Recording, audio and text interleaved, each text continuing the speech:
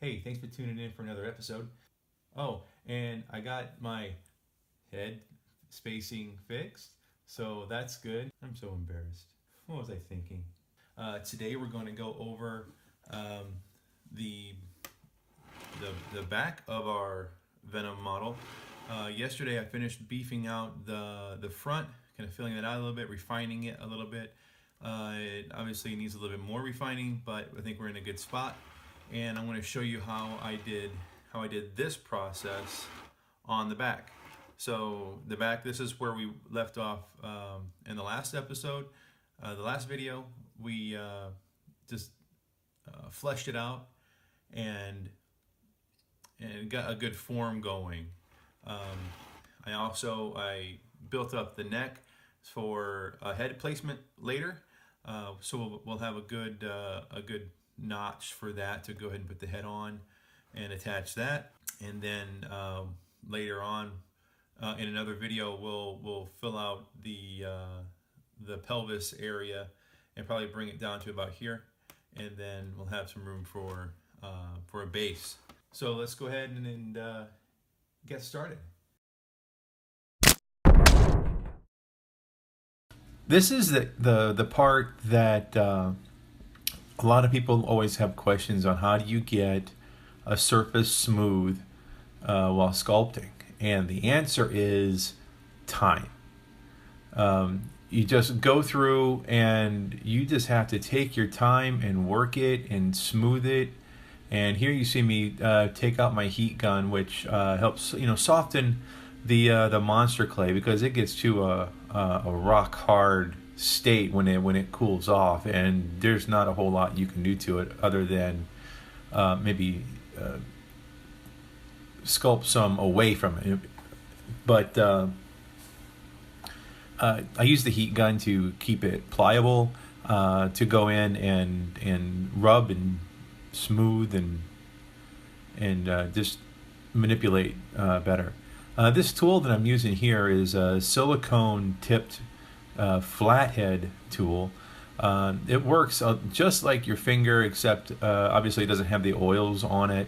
What you can do sometimes is just pinch it, just rub your fingers on it. It's kind of transfer some of the oils from your fingers to the tip of the silicone, and it helps break down the clay to help manipulate it, just like you would if you were to brush it down with vegetable oil or alcohol or something like that. It helps break down the surface of the clay. Once lets it smooth out a bit more, fill in gaps, and so this tool comes in. I have several different sizes of it. I've got a couple flat heads, and I've got a couple points like the one that I was just holding. This one here actually comes to a point, allows you to get into really tight spaces and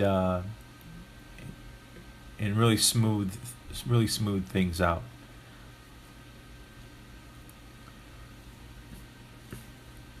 I really need to work on my camera angles.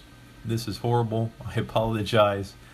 I will work on that in the future. This is a learning process for me, just like the sculpting is, and I'm learning loads through this entire experience. So first, thank you for watching and taking part and following me along in this process. This is great. I'm hoping that you're getting stuff out of it. I know I am. But again, like you see here, you already see in the top part of the back the process taking place, where it's already starting to smooth out and become a little bit more refined and such. And it just takes time.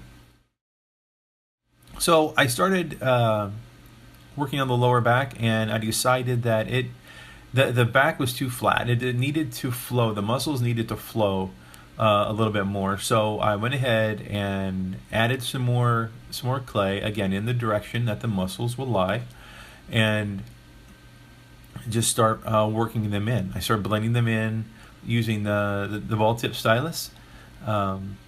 Great tool. And now I'm after I'm done with that, I'm going to go in and smooth all of the that roughness out using those silicone tip tools and with my fingers. Your fingers are probably the best tools that you will have to work with clay. They're great for getting a nice smooth finish on things. Your fingertip, so your fingerprints act just enough of a rake to pull the clay and fill gaps and just get a really nice finish. You just have to be patient. It's not just I'm going to wipe my finger over this and then it's done. It's you have to work it. You have to work it and smooth it and be patient with it and just take your time. I mean, there is no rush. This is not a race. If you have time issues where you have to go somewhere, you know what? This thing will be here when you get back. So just take your time. Just enjoy it. Enjoy the process.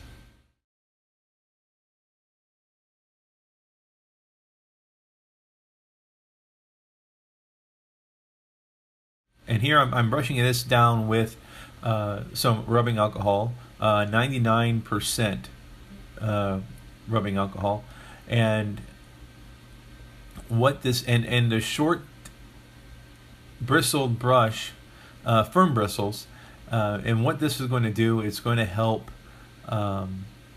break down the clay, and then it shoves the clay into some of the crevices.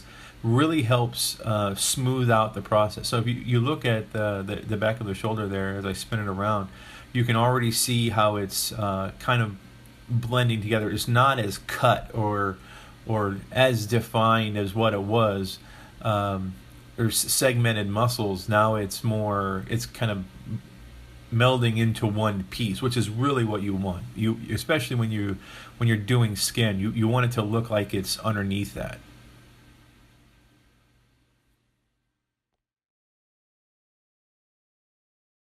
Thanks for watching the video. Next time we're going to probably work on the head, maybe the pelvis area. So check out other videos in this series. Hit me up on my Patreon page and subscribe to my channel. Thanks for watching.